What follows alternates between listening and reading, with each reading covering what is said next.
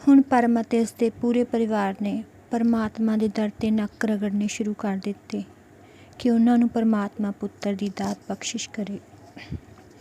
ਉੱਧਰ ਮਿੰਦਰ ਦੀ ਵੱਡੀ ਭੈਣ, ਜੋ ਕਿ ਲੰਬੀ ਬਿਮਾਰੀ ਦਾ ਸ਼ਿਕਾਰ ਹੋ ਚੁੱਕੀ ਸੀ, ਜਿਸ ਦਾ ਕੋਈ ਇਲਾਜ ਨਹੀਂ ਸੀ ਹੋ ਰਿਹਾ, ਉਹ ਆਪਣੇ 2 ਬੱਚਿਆਂ ਰੂਪੀ ਅਤੇ ਬਿੰਦਰ ਨੂੰ ਜਨਮ ਦੇਣ ਤੋਂ 2 ਸਾਲ ਬਾਅਦ ਹੀ ਚੱਲ ਵਸੀ, ਜਿਸ ਕਰਕੇ ਮਿੰਦਰ ਨੂੰ ਹੋਰ ਵੀ ਮੁਸ਼ਕਿਲਾਂ ਦਾ ਸਾਹਮਣਾ ਕਰਨਾ ਪਿਆ।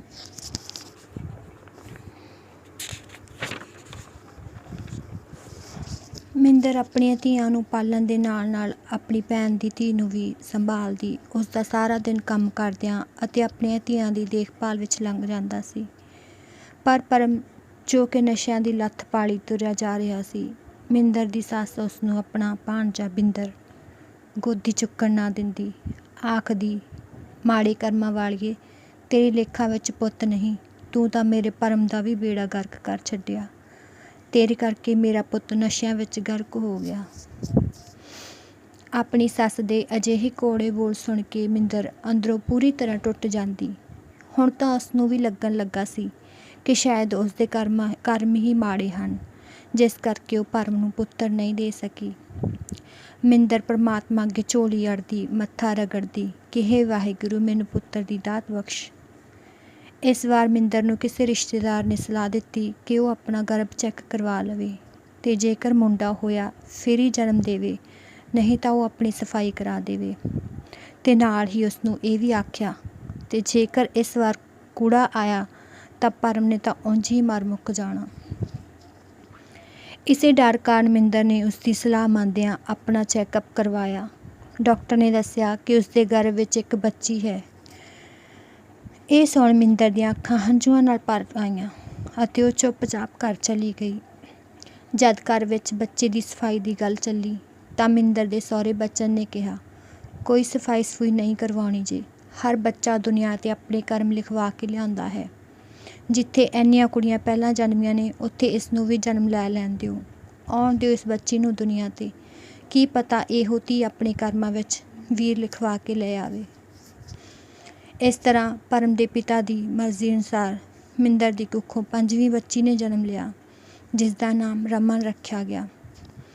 ਉਸਦੇ ਚਿਹਰੇ ਉੱਪਰ ਇੱਕ ਅਜਿਹੀ ਮੁਸਕਰਾਹਟ ਸੀ ਜਿਵੇਂ ਉਹ ਇਸ ਦੁਨੀਆ 'ਤੇ ਆਉਣ ਲਈ ਆਪਣੇ ਦਾਦੇ ਬਚਨ ਦਾ ਸ਼ੁਕਰਾਨਾ ਕਰਦੀ ਹੋਵੇ। ਉਸ ਆਪਣੇ ਦਾਦੇ ਨੂੰ ਅਜਿਹੀ ਨਜ਼ਰ ਨਾਲ ਤੱਕਿਆ ਕਿ ਜਿਵੇਂ ਉਸਦਾ ਦਾਦਾ ਹੀ ਉਸਦਾ ਜਨਮਦਾਤਾ ਹੋਵੇ। ਹੁਣ ਮਿੰਦਰ 7ਵੀਂ ਵਾਰ ਗਰਭ ਅਵਸਥਾ 'ਚ ਸੀ। 5 ਧੀਆਂ ਨੂੰ ਜਨਮ ਦਿੱਤਾ। 6ਵੀਂ ਬੱਚੀ ਜੋ ਮਰ ਚੁੱਕੀ ਸੀ, ਹੁਣ ਮਿੰਦਰ ਦੀ ਕੁੱਖ ਵਿੱਚ 7ਵਾਂ ਬੱਚਾ ਪਲ ਰਿਹਾ ਸੀ। ਮਿੰਦਰ ਧੁਰ ਅੰਦਰ ਤੱਕ ਟੁੱਟ ਚੁੱਕੀ ਸੀ।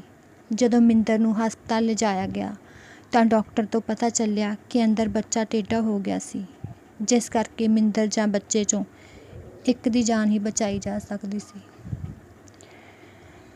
ਇਹ ਗੱਲ ਸੁਣ ਕੇ ਮਿੰਦਰ ਦੇ ਸਹੁਰੇ ਬਚਨ ਨੇ ਡਾਕਟਰ ਨੂੰ ਆਖਿਆ, ਜੇਕਰ ਸਾਡੀ ਨੂੰਹ ਮਿੰਦਰ ਨੂੰ ਕੁਝ ਹੋ ਗਿਆ, ਉਸ ਤੋਂ ਪਹਿਲਾਂ ਸਾਨੂੰ ਜ਼ਹਿਰ ਦਾ ਟੀਕਾ ਲਗਾ ਦੇਣਾ, ਕਿਉਂਕਿ ਮਿੰਦਰ ਬਹੁਤ ਹੀ ਸਾਊ ਅਤੇ ਸੁਸ਼ੀਲ ਸੀ। ਬਚਨ ਉਸ ਨੂੰ ਆਪਣੀ ਧੀ ਹੀ ਮੰਨਦਾ ਸੀ। ਫਿਰ ਪਰਮਾਤਮਾ ਨੇ ਸਭ ਕੁਝ ਠੀਕ ਕਰ ਦਿੱਤਾ। ਰੱਬ ਦੇ ਰੂਪ ਡਾਕਟਰਾਂ ਨੇ ਮਿੰਦਰ ਅਤੇ ਉਸਦੇ ਬੱਚੇ ਦੋਵਾਂ ਦੀ ਜਾਨ ਬਚਾ ਲਈ। ਅਖੀਰ ਉਹ ਭਾਗਾਂ ਭਰਿਆ ਦਿਨ ਆਇਆ, ਜਿਸ ਦਿਨ ਪਰਮ ਤੇ ਮਿੰਦਰ ਦੇ ਘਰ ਇੱਕ ਪੁੱਤਰ ਨੇ ਜਨਮ ਲਿਆ। ਇਸ ਤੋਂ ਪਹਿਲਾਂ ਕਿ ਪਰਮ ਦੇ ਕੰਨਾਂ ਵਿੱਚ ਖੁਸ਼ੀ ਭਰੇ ਬੋਲ ਪੈਂਦੇ, ਜਿਨ੍ਹਾਂ ਸ਼ਬਦਾਂ ਨੂੰ ਸੁਣਨ ਲਈ ਉਹ ਤਰਸ ਰਿਹਾ ਸੀ, ਉਸਨੇ ਆਪਣੇ ਕੰਨਾਂ ਵਿੱਚ ਉਂਗਲਾਂ ਦੇ ਲਈਆਂ ਅਤੇ ਕਮਲਾ ਜਿਹਾ ਹੋਇਆ ਹਸਪਤਾਲ ਤੋਂ ਭੱਜ ਗਿਆ। ਫਿਰ ਉਸਦੀ ਬੇਬੇ ਨੇ ਆਪਣੇ ਇੱਕ ਗੁਆਂਢੀ, ਜੋ ਕਿ ਪਰਮ ਦਾ ਮਿੱਤਰ ਸੀ, ਉਸਨੂੰ ਪਰਮ ਦੇ ਪਿੱਛੇ ਭੇਜਿਆ। ਇਸ ਤੋਂ ਪਹਿਲਾਂ ਕਿ ਪਰਮ ਵਗਦੇ ਪਾਣੀ ਵਿੱਚ ਛਾਲ ਲਗਾਉਂਦਾ, ਪਿੱਛੇ ਤੋਂ ਉਸਦੇ ਮਿੱਤਰ ਨੇ ਉੱਚੀ ਉੱਚੀ ਆਵਾਜ਼ਾਂ ਮਾਰੀਆਂ, ਓਏ ਪਰਮ, ਰੱਬ ਨੇ ਤੇਰੀ ਸੁਣ ਲਈ, ਰੱਬ ਨੇ ਤੇਰੇ ਘਰ ਲਾਲ ਦਿੱਤਾ। ਓਏ ਕਮਲਿਆ, ਅੱਜ ਤੂੰ ਮੌਤ ਨੂੰ ਨਹੀਂ ਸਗੋਂ ਆਪਣੇ ਪੁੱਤਰ ਨੂੰ ਆਪਣੇ ਗਲ ਲਾ। ਇੰਨਾ ਸੁਣਦੇ ਸਾਰ ਹੀ ਪਰਮ ਨੇ ਉੱਚੀ ਉੱਚੀ ਆਵਾਜ਼ ਵਿੱਚ ਰੋਣਾ ਸ਼ੁਰੂ ਕਰ ਦਿੱਤਾ। ਉਸ ਕੋਲੋਂ ਇਹ ਖੁਸ਼ੀ ਸੰਭਲ ਨਹੀਂ ਸੀ ਰਹੀ। ਫਿਰ ਉਹ ਵਾਪਸ ਹਸਪਤਾਲ ਪਹੁੰਚਿਆ ਅਤੇ ਆਪਣੇ ਪੁੱਤਰ ਨੂੰ ਕਿੰਨੀ ਦੇਰ ਤੱਕ ਆਪਣੇ ਸੀਨੇ ਨਾਲ ਲਾਈ ਰੱਖਿਆ। ਫਿਰ ਉਸਨੇ ਆਪਣੇ ਪੁੱਤਰ ਨੂੰ ਬੜੀ ਗੌਰ ਨਾਲ ਵੇਖਿਆ ਅਤੇ ਉਸਦੇ ਮੂੰਹੋਂ ਨਿਕਲਿਆ, ਮੇਰਾ ਸੁਖਵਿੰਦਰ। ਉਹਨਾਂ ਆਪਣੇ ਬੱਚੇ ਦਾ ਨਾਮ ਸੁਖਵਿੰਦਰ ਰੱਖਿਆ। ਸੱਚਮੁੱਚ ਮੁੰਡਾ ਪੈਦਾ ਹੋਣ ਨਾਲ ਘਰ ਵਿੱਚ ਸੁੱਖ ਆ ਗਿਆ ਸੀ, ਘਰ ਵਿੱਚ ਖੁਸ਼ੀ ਆ ਗਈ ਸੀ। ਪਰਮ ਦੇ ਘਰ ਪੁੱਤਰ ਨੇ ਜਨਮ ਤਾਂ ਲੈ ਲਿਆ, ਪਰ ਪਰਮ ਨੂੰ ਜੋ ਨਸ਼ਿਆਂ ਦੀ ਲੱਤ ਲੱਗ ਗਈ ਸੀ ਉਹ ਨਹੀਂ ਸੀ ਗਈ। 5 ਧੀਆਂ ਉੱਤੋਂ ਦੀ ਇੱਕ ਪੁੱਤ ਨੇ ਜਨਮ ਲਿਆ। ਇਸ ਲਈ ਆਪਣੇ ਪੁੱਤਰ ਦੇ ਜਨਮ ਦੀ ਖੁਸ਼ੀ ਵਿੱਚ ਉਸ ਦੀ ਲੋਹੜੀ ਬਹੁਤ ਹੀ ਧੂਮਧਾਮ ਨਾਲ ਮਨਾਈ ਗਈ। ਹੁਣ ਮਿੰਦਰ ਵੀ ਬਹੁਤ ਖੁਸ਼ ਸੀ। ਪਰੰਤੂ ਮਿੰਦਰ ਕੋਲ ਹੁਣ ਉਹ ਰੰਗ ਰੂਪ ਨਹੀਂ ਸੀ ਰਿਹਾ। ਹੁਣ ਉਹ ਪਹਿਲਾਂ ਨਾਲੋਂ ਵਧੇਰੇ ਕਮਜ਼ੋਰ ਵੀ ਹੋ ਗਈ ਸੀ। ਹੌਲੀ ਹੌਲੀ ਬੱਚੇ ਵੱਡੇ ਹੁੰਦੇ ਗਏ। ਉਹਨਾਂ ਨੂੰ ਸਕੂਲ ਪੜ੍ਹਨੇ ਪਾਇਆ ਗਿਆ। ਸਮਾਂ ਬੀਤਦਾ ਗਿਆ, ਮਹਿੰਗਾਈ ਵੱਧਦੀ ਗਈ। ਇੰਨੀ ਮਹਿੰਗਾਈ ਵਿੱਚ 8 ਬੱਚਿਆਂ ਦੀ ਪੜ੍ਹਾਈ ਦਾ ਖਰਚਾ, ਰਖਵੰਤ, ਰੂਪੀ, ਬਿੰਦਰ, ਬੇਅੰਤ, ਕੰਮੋ, ਮਨ, ਰਮਨ ਤੇ ਸੁੱਖ ਸਾਰੇ ਬੱਚੇ ਪੜ੍ਹਾਈ ਕਰਦੇ ਸਨ। ਉੱਤੋਂ ਪਰਮ ਦੀ ਨਸ਼ੇ ਦੀ ਲੱਤ ਹੁਣ ਪਰਮ ਖੇਤੀਬਾੜੀ ਵੀ ਪਹਿਲਾਂ ਤਰ੍ਹਾਂ ਨਹੀਂ ਕਰ ਰਿਹਾ ਸੀ। ਹੁਣ ਉਸਦਾ ਅੱਧਾ ਧਿਆਨ ਖੇਤੀ ਵਿੱਚ ਅਤੇ ਅੱਧਾ ਨਸ਼ਿਆਂ ਪੱਤਿਆਂ ਵਿੱਚ ਰਹਿਣ ਲੱਗਾ। ਮਨ, ਮੈਂ ਪਰਮ ਤੇ ਮਿੰਦਰ ਦੀ ਚੌਥੇ ਨੰਬਰ ਵਾਲੀ ਧੀ, ਜੋ ਬਹੁਤ ਹੀ ਪਤਲੇ ਦਿਲ ਵਾਲੀ ਸੀ। ਜਿਉਂ ਹੀ ਉਸਨੇ ਸੁਰਤ ਸੰਭਾਲੀ, ਉਸਨੇ ਆਪਣੇ ਪਿਤਾ ਨੂੰ ਨਸ਼ੇ ਦੀ ਹਾਲਤ ਵਿੱਚ ਆਪਣੀ ਮੰਮੀ ਮਿੰਦਰ ਨਾਲ ਲੜਾਈ ਝਗੜਾ ਕਰਦਿਆਂ ਦੇਖਿਆ। ਉਹ ਬਹੁਤ ਡਰਦੀ, ਸਹਿਮੀ ਰਹਿੰਦੀ। ਉਹ ਹਰ ਵਕਤ ਆਪਣੀ ਮਾਂ ਦੇ ਨਾਲ ਰਹਿੰਦੀ ਕਿ ਕਿਤੇ ਉਸਦਾ ਪਿਓ ਉਸਦੀ ਮਾਂ ਨਾਲ ਲੜਾਈ ਨਾ ਕਰੇ। ਉਂਝ ਤਾਂ ਦਿਨ ਰਾਤ ਇਸੇ ਤਰ੍ਹਾਂ ਲੰਘ ਜਾਂਦੇ, ਪਰ ਜਦੋਂ ਖੇਤ ਵਿੱਚ ਕੰਬਾਈਨ ਲੱਗਦੀ, ਕਣਕ ਵੱਢਣੀ ਹੁੰਦੀ ਜਾਂ ਝੋਨਾ ਕੱਟਣਾ ਹੁੰਦਾ, ਉਹਨਾਂ ਰਾਤਾਂ ਨੂੰ ਮਾਂ ਨਹੀਂ ਜਾਣਦੀ ਸੀ ਕਿ ਉਹ ਕਿਵੇਂ ਆਪਣੇ ਸ਼ਰਾਬੀ ਪਿਓ ਕੋਲੋਂ ਆਪਣੀ ਮਾਂ ਨੂੰ ਕੁੱਟਣ ਤੋਂ ਬਚਾਉਂਦੀ। ਜਿਸ ਦਿਨ ਝੋਨਾ ਜਾਂ ਕਣਕ ਵੱਢਣੀ ਹੁੰਦੀ, ਪਰਿਵਾਰ ਦੇ ਸਾਰੇ ਮੈਂਬਰ ਰਾਤ ਨੂੰ ਕਰੀਬ 8-8:30 ਵਜਦੇ ਹੀ ਸੌਂ ਜਾਂਦੇ ਸਨ। ਪਰ ਮਨ ਆਪਣੀ ਮਾਂ ਮਿੰਦਰ ਦੇ ਨਾਲ ਚੁੱਲ੍ਹੇ ਮੂਹਰੇ ਬੈਠ ਕੇ ਆਪਣੇ ਪਿਓ ਦੇ ਘਰ ਆਉਣ ਦੀ ਉਡੀਕ ਕਰਦੀ ਰਹਿੰਦੀ। ਉਹਨਾਂ ਮਾਵਾਂ ਧੀਆਂ ਦੀ ਸਾਰੀ ਰਾਤ ਚੁੱਲ੍ਹੇ ਮੂਹਰੇ ਬੈਠਿਆਂ ਬੀਤ ਜਾਂਦੀ। ਅੱਧੀ ਰਾਤ ਜਾ ਕੇ ਕਿਤੇ ਪਰਮ ਨਸ਼ੇ ਵਿੱਚ ਧੁੱਤ ਹੋਇਆ ਘਰ ਵਾਪਸ ਆਉਂਦਾ।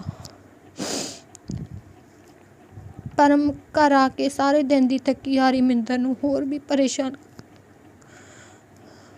ਪਰੇਸ਼ਾਨ ਕਰਦਾ। ਰੋਟੀ ਖਾਂਦਾ ਹੋਇਆ ਕਦੇ ਮਿੰਦਰ ਨੂੰ ਪਾਣੀ ਲਿਆਉਣ ਲਈ ਆਖਦਾ, ਕਦੇ ਲੱਸੀ, ਕਦੇ ਮਿਰਚ ਦਾ ਅਚਾਰ ਜਾਂ ਫਿਰ ਨਿੰਬੂ ਜਾਂਬ ਦਾ ਅਚਾਰ ਮੰਗਦਾ। ਕਦੇ ਆਖਦਾ ਦਾਲ ਸਬਜ਼ੀ 'ਚ ਲੂਣ ਘੱਟ ਹੈ, ਕਦੇ ਵੱਧ ਹੈ। ਇਸ ਤਰ੍ਹਾਂ ਕਈ ਵਾਰ ਉਹ ਰੋਟੀ ਵਾਲੀ ਥਾਲੀ ਚਲਾ ਕੇ ਆਖਦਾ, ਮੈਂ ਨਹੀਂ ਰੋਟੀ ਖਾਣੀ, ਲੈ ਜਾ ਚੁੱਕ ਕੇ। ਇਸ ਤਰ੍ਹਾਂ ਉਹ ਕਈ ਵਾਰ ਮਿੰਦਰ ਨੂੰ ਕੁੱਟਦਾ ਮਾਰਦਾ ਵੀ ਸੀ। ਪਰ ਉਸ ਸਮੇਂ ਮਾਂ ਨਹੀਂ ਹੁੰਦੀ ਸੀ ਜੋ ਆਪਣੇ ਪਿਓ ਦੇ ਇਸ ਕਹਿਰ ਤੋਂ ਆਪਣੀ ਮਾਂ ਨੂੰ ਬਚਾਉਂਦੀ। ਉਹ ਮਾਵਾਂ ਧੀਆਂ ਇਸ ਗੱਲ ਤੋਂ ਵੀ ਡਰਦੀਆਂ ਸਨ ਕਿ ਕਿਤੇ ਸਾਰੇ ਪਰਿਵਾਰ ਵਾਲੇ ਨਾ ਜਾਗ ਜਾਣ। ਕਈ ਵਾਰ ਅਜਿਹਾ ਹੀ ਹੁੰਦਾ। ਪਰਮ ਦਾ ਭਰਾ ਅਮਰ ਤੇ ਪਰਮ ਦਾ ਪਿਓ ਬਚਨ ਵੀ ਜਾਗ ਜਾਂਦੇ। ਫਿਰ ਤਾਂ ਜੋ ਘਰ ਵਿੱਚ ਹੁੰਦਾ, ਨਸ਼ੇ ਦੀ ਹਾਲਤ ਵਿੱਚ ਪਰਮ ਅਮਰ ਨੂੰ ਗਾਲਾਂ ਕੱਢਣੀਆਂ ਸ਼ੁਰੂ ਕਰ ਦਿੰਦਾ। ਇਸੇ ਤਰ੍ਹਾਂ ਉਹਨਾਂ ਦੋਹਾਂ ਭਰਾਵਾਂ ਦੀ ਲੜਾਈ ਹੋ ਜਾਂਦੀ ਤੇ ਘਰ ਦਾ ਮਾਹੌਲ ਕਾਫੀ ਵਿਗੜ ਜਾਂਦਾ।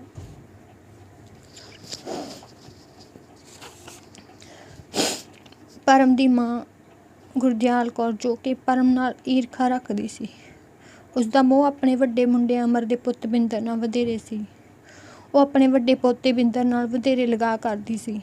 ਹੁਣ ਤਾਂ ਬਿੰਦਰ 20-22 ਸਾਲ ਦਾ ਹੋ ਚੁੱਕਿਆ ਸੀ। ਨਾ ਤਾਂ ਉਹ ਜ਼ਿਆਦਾ ਪੜ੍ਹਿਆ ਹੀ ਸੀ ਤੇ ਬਸ 7-8 ਕਲਾਸਾਂ ਕਰਕੇ ਹਟ ਗਿਆ ਸੀ। ਨਾ ਹੀ ਬੇਜੀ ਨੇ ਉਸਨੂੰ ਖੇਤ ਜਾਣ ਦਿੱਤਾ। ਬਸ ਉਹ ਇੱਧਰ ਉੱਧਰ ਅਵਾਰਾਗਰਦੀਆਂ ਕਰਦਾ ਰਹਿੰਦਾ ਸੀ। ਉੱਤੋਂ ਉਸਨੂੰ ਦਾਦੀ ਨੇ ਸਾਰਿਆਂ ਦੇ ਸਿਰ ਚਾੜਿਆ ਹੋਇਆ ਸੀ। ਉਹ ਬਿੰਦਰ ਦੇ ਕੰਨ ਭਰਦੀ ਰਹਿੰਦੀ, ਉਸਨੂੰ ਆਖਦੀ ਕਿ ਤੇਰਾ ਚਾਚਾ ਪਰਮ ਤੇਰਾ ਸ਼ਰੀਕ ਏ, ਉਸਦੇ ਨਾਲ ਖੇਤੀ ਨਹੀਂ ਜਾਣਾ ਤੇ ਨਾ ਹੀ ਤੂੰ ਉਸ ਕੋਲੋਂ ਡਰਨਾ ਹੈ। ਉਹ ਤੇਰਾ ਕੁਝ ਨਹੀਂ ਵਿਗਾੜ ਸਕਦਾ, ਤੂੰ 8 ਕਿੱਲਿਆਂ ਦਾ ਮਾਲਕ ਹੈ। ਇਸ ਤਰ੍ਹਾਂ ਦੀਆਂ ਗੱਲਾਂ ਕਰ ਗੁਰਦਿਆਲ ਕੌਰ ਦਾਦੀ ਨੇ ਆਪਣੇ ਪੋਤੇ ਨੂੰ ਨਿਡਰ ਤੇ ਕਮਜ਼ੋਰ ਬਣਾ ਦਿੱਤਾ। ਉਹ ਆਪਣੇ ਘਰ ਦੇ ਕੰਮ ਵੀ, ਜੋ ਕਿ ਬਿੰਦਰ ਦੇ ਕਰਨ ਵਾਲੇ ਹੁੰਦੇ ਸਨ, ਉਹ ਕੰਮ ਵੀ ਮਿੰਦਰ ਕੋਲੋਂ ਕਰਵਾਉਂਦੀ, ਜਿਵੇਂ ਕਿ ਮੱਝਾਂ ਨੂੰ ਪੱਠੇ ਪਾਉਣੇ, ਪਾਣੀ ਪਿਲਾਉਣਾ। ਇਸ ਤਰ੍ਹਾਂ ਮਿੰਦਰ ਦੀ ਸਾਰੀ ਦਿਹਾੜੀ ਕੰਮ ਕਰਦੀ ਦੀ ਨਿਕਲ ਜਾਂਦੀ। ਉਹ ਸਵੇਰੇ 4 ਵਜੇ ਤੋਂ ਉੱਠ ਕੇ ਮਸ਼ੀਨ ਵਾਂਗੂ ਰਾਤ ਦੇ 9 ਵਜੇ ਤੱਕ ਲਗਾਤਾਰ ਚੱਲਦੀ ਰਹਿੰਦੀ। ਜਦੋਂ ਕਦੇ ਮਿੰਦਰ ਨੇ ਆਪਣੇ ਪੇਕੇ ਜਾਣਾ ਹੁੰਦਾ ਤਾਂ ਸਵੇਰੇ ਘਰ ਦਾ ਸਾਰਾ ਕੰਮ ਕਰਕੇ ਜਾਂਦੀ ਤੇ ਸ਼ਾਮ ਨੂੰ ਵਾਪਸ ਮੁੜਨ ਲਈ ਕਿਹਾ ਜਾਂਦਾ, ਕਿਉਂਕਿ ਮੱਝਾਂ ਦੀਆਂ ਧਾਰਾਂ ਵੀ ਉਸਦੇ ਵਿਚਾਰੀ ਦੇ ਹੱਥ ਵਿੱਚ ਪਈਆਂ ਹੋਈਆਂ ਸਨ। ਆਪਣੇ ਪੇਕੇ ਜਾਣ ਲਈ ਉਸ ਬੱਦੀ ਤੋਂ ਮੁੱਲਾਂਪੁਰ ਦੀ ਬੱਸ ਲੈਂਦੀ ਤੇ ਮੁੱਲਾਂਪੁਰ ਤੋਂ ਮਹਿਲ ਕਲਾਂ ਤੇ ਮਹਿਲ ਕਲਾਂ ਤੋਂ ਪੰਡੋਰੀ ਜਾਂਦੀ। 3 ਬੱਸਾਂ ਲੱਗਦੀਆਂ ਸਨ ਉਸਨੂੰ ਪੇਕੇ ਜਾਣ ਲਈ। ਫਿਰ ਵੀ ਉਸਨੂੰ ਰਾਤ ਕੱਟਣ ਦੀ ਆਗਿਆ ਨਹੀਂ ਸੀ ਹੁੰਦੀ। ਜੇ ਕਦੇ ਵਿਚਾਰੀ ਬਹਾਨਾ ਬਣਾ ਕੇ ਰਾਤ ਰੁਕ ਵੀ ਜਾਂਦੀ ਤਾਂ ਉਸਦੀ ਉਹ ਹਾਲਤ ਹੁੰਦੀ ਕਿ 1 ਸਾਲ ਉਹ ਪੇਕਿਆਂ ਦਾ ਨਾਮ ਤੱਕ ਨਾ ਲੈਂਦੀ। ਇੱਕ ਵਾਰ ਦੀ ਗੱਲ ਹੈ, ਮੈਨੂੰ ਪੂਰੀ ਸਮਝ ਸੀ। ਉਦੋਂ ਮੰਮੀ ਪੰਡੋਰੀ ਮਾਮੇ ਘਰ ਗਈ। ਉਸਨੇ ਬਹਾਨਾ ਬਣਾਇਆ ਕਿ ਇੱਥੇ ਮੀਂਹ ਬਹੁਤ ਤੇਜ਼ ਪੈ ਰਿਹਾ, ਅੱਜ ਮੇਰੇ ਤੋਂ ਵਾਪਸ ਨਹੀਂ ਆਇਆ ਜਾਣਾ। ਜਦ ਅਗਲੇ ਦਿਨ ਮੰਮੀ ਵਾਪਸ ਆਈ, ਉਸਨੇ ਇੱਕ ਹੱਥ ਵਿੱਚ ਆੜੂ ਵਾਲਾ ਲਿਫਾਫਾ ਫੜਿਆ ਹੋਇਆ ਸੀ। ਬੇਜੀ ਬਾਹਰ ਵਿਹੜੇ ਵਿੱਚ ਮੰਜੇ 'ਤੇ ਬੈਠੀ ਹੋਈ ਸੀ। ਜਦ ਮਿੰਦਰ ਨੇ ਆੜੂ ਵਾਲਾ ਲਿਫਾਫਾ ਬੇਜੀ ਦੇ ਮੰਜੇ 'ਤੇ ਰੱਖ ਕੇ ਬੇਜੀ ਦੇ ਪੈਰੀਂ ਹੱਥ ਲਾਉਣ ਲੱਗੀ ਤਾਂ ਬੇਜੀ ਨੇ ਉਹ ਆੜੂ ਵਾਲਾ ਲਿਫਾਫਾ ਚਲਾ ਕੇ ਵਿਹੜੇ ਵਿੱਚ ਸੁੱਟ ਦਿੱਤਾ ਤੇ ਸਾਰੇ ਆੜੂ ਖਿੱਲਰ ਗਏ। ਉਸਨੇ ਮੰਮੀ ਦੀ ਇੱਕ ਵੀ ਨਾ ਸੁਣੀ। ਮੈਂ ਆਪਣੀ ਮੰਮੀ ਨੂੰ ਅਜਿਹੀ ਹਾਲਤ ਵਿੱਚ ਨਹੀਂ ਦੇਖ ਸਕਦੀ ਹੁੰਦੀ। ਫਿਰ ਮੈਂ ਬੇਜੀ ਨੂੰ ਕਹਿਣਾ ਕਿ ਤੂੰ ਸਾਡੀ ਮੰਮੀ ਨਾਲ ਇਸ ਤਰ੍ਹਾਂ ਕਿਉਂ ਕਰਦੀ ਹੈ, ਤਾਂ ਉਸਨੇ ਮੇਰੇ ਵੀ ਪਿੱਛੇ ਪੈ ਜਾਣਾ ਕਿ ਆਈ ਵੱਡੀ ਮੰਮੀ ਦੀ ਹਮੇਤਣ। ਉਸਨੇ ਕਹਿਣਾ ਕਿ ਆ ਜਾਣ ਦੇ ਤੇਰੇ ਪਿਓ ਨੂੰ, ਉਹੀ ਸਿੱਧਾ ਕਰੂ ਤੁਹਾਨੂੰ ਦੋਵਾਂ ਮਾਵਾਂ ਧੀਆਂ ਨੂੰ।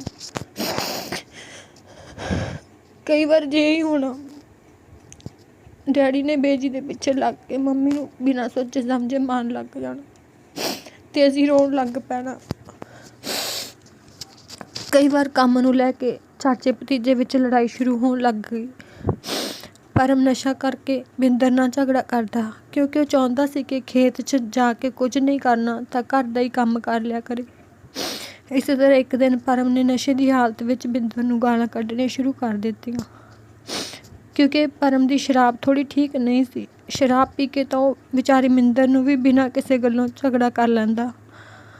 ਪਰਮ ਦੀ ਸ਼ਰਾਬ ਦੀ ਮਾੜੀ ਸੀ, ਪਰ ਪਰਮ ਬਹੁਤ ਸਾਫ਼ ਦਿਲ ਤੇ ਨੇਕ ਇਨਸਾਨ ਸੀ। ਉਸਨੇ ਸ਼ਰਾਬ ਪੀਤੀ ਹੋਣ ਕਰਕੇ ਬਿੰਦਰ ਨੂੰ ਗਾਲਾਂ ਕੱਢੀਆਂ, ਕਿਉਂਕਿ ਉਹ ਜੋ ਸੋਫੀ ਹੁੰਦੇ ਹੋਏ ਹੱਕ ਨਾਲ ਬਿੰਦਰ ਨੂੰ ਨਹੀਂ ਕਹਿ ਸਕਦਾ ਸੀ, ਉਹ ਗੱਲਾਂ ਉਹ ਸ਼ਰਾਬ ਦਾ ਸਹਾਰਾ ਲੈ ਕੇ ਗਾਲਾਂ ਦੇ ਰੂਪ ਵਿੱਚ ਕਹਿਣ ਲੱਗਾ। ਬਿੰਦਰ, ਜੋ ਕਿ ਦਾਦੀ ਦਾ ਪੜ੍ਹਾਇਆ ਲਿਖਾਇਆ ਹੋਇਆ ਸੀ, ਉਸਨੇ ਟੋਕਾ ਚੱਕਿਆ ਤੇ ਆਪਣੇ ਚਾਚੇ ਪਰਮ ਦੀ ਲੱਤ ਵੱਢ ਦਿੱਤੀ। ਉਸ ਸਮੇਂ ਘਰ ਵਿੱਚ ਚੀਕਾ ਰੌਲੀ ਜਿਹੀ ਪੈ ਗਈ। ਪਰਮ ਦੀਆਂ ਧੀਆਂ, ਮਿੰਦਰ, ਪਰਮ ਤੇ ਆਲੇ ਦੁਆਲੇ ਦੇ ਲੋਕ ਇਕੱਠੇ ਹੋ ਗਏ। ਬਿੰਦਰ ਤਾਂ ਲੱਤ ਵੱਢ ਕੇ ਭੱਜ ਗਿਆ। ਇੰਨਾ ਜ਼ਿਆਦਾ ਖੂਨ ਵਹਿਣ ਲੱਗਾ ਕਿ ਸਾਰਾ ਬਿਸਤਰ ਲੱਥ-ਪੱਥ ਹੋ ਗਿਆ। ਗੁਆਂਢੀ ਵੀ ਇਕੱਠੇ ਹੋ ਗਏ। ਫਿਰ ਡਾਕਟਰ ਨੂੰ ਘਰ ਬੁਲਾਇਆ। ਉਸ ਸਮੇਂ ਤਾਂ ਡਾਕਟਰ ਨੇ ਪਰਮ ਨੂੰ ਕਿਸੇ ਵੱਡੇ ਹੌਸਪੀਟਲ ਲਿਜਾਣ ਲਈ ਕਿਹਾ। ਫਿਰ ਅਗਲੇ ਦਿਨ ਪਰਮ ਨੂੰ ਲੁਧਿਆਣੇ ਲੈ ਕੇ ਗਏ। ਡਾਕਟਰ ਨੇ ਚੈੱਕਅਪ ਕਰਨ ਤੋਂ ਬਾਅਦ ਆਖਿਆ, ਅਗਰ ਅੱਧਾ ਘੰਟਾ ਹੋਰ ਲੇਟ ਹੋ ਜਾਂਦੇ ਤਾਂ ਲੱਤ ਪੂਰੀ ਤਰ੍ਹਾਂ ਕੱਟਣੀ ਪੈਣੀ ਸੀ। ਪਰਮ ਦੀ ਲੱਤ 'ਤੇ ਪਲਾਸਟਰ ਕਰ ਦਿੱਤਾ ਗਿਆ। ਜਦੋਂ ਪਰਮ ਘਰ ਆਇਆ ਤਾਂ ਆਂਢੀ ਗੁਆਂਢੀ ਪਤਾ ਲੈਣ ਲਈ ਆਉਣ ਲੱਗੇ। ਉਹ ਪਰਮ ਤੇ ਮਿੰਦਰ ਨੂੰ ਆਖਦੇ ਕਿ ਤੁਸੀਂ ਬਿੰਦਰ ਨੂੰ ਪੁਲਿਸ ਵਿੱਚ ਰਿਪੋਰਟ ਕਰੋ। ਕੋਈ ਆਖਦਾ, ਪਰਮ ਤੂੰ ਵੀ ਉਸ ਦੀ ਲੱਤ ਵੜਵਾ ਦੇ, ਉਸ ਨੂੰ ਫਿਰ ਪਤਾ ਲੱਗੇਗਾ। ਕੋਈ ਕੁਝ ਆਖਦਾ, ਕੋਈ ਕੁਝ। ਪਰਮ ਤੇ ਮਿੰਦਰ, ਜਿਸ ਨੇ ਬਿੰਦਰ ਨੂੰ ਹਮੇਸ਼ਾ ਆਪਣੇ ਪੁੱਤ ਵਾਂਗ ਪਾਲਿਆ ਸੀ, ਉਹ ਫਿਰ ਵੀ ਚੁੱਪ ਰਹੀ। ਮਿੰਦਰ ਬਹੁਤ ਹੀ ਨਰਮ ਸੁਭਾਅ ਦੀ ਮਾਲਕ ਸੀ।